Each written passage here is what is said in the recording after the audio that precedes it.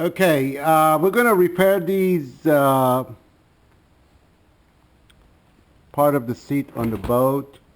And what we're going to do is we're going to use fishing line. This is an example of the work done. You see the fishing line right here.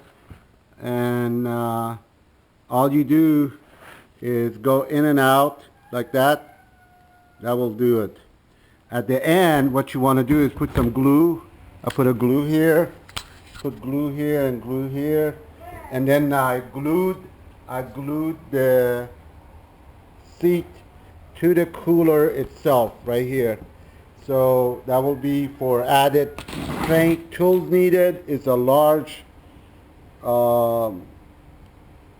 needle, fishing line, and some pliers, because you're going to use the pliers to push the needle through the hard material. You're not able to use your hand probably. So use the pliers and then you'll be done. Good luck, and I'll show you the end result. Okay, here you see the needle in. It took about 15 pounds of pressure. I went halfway. Now I'm going to go to the other side and pull it, okay? I'm going to go to the other side and pull it. I don't know if you can see it. So I'm going to grab it from here and continue.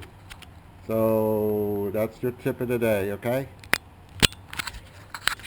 Okay, on a final run, you get the needle go through here, make a loop, and just make a knot like this. Do several of these.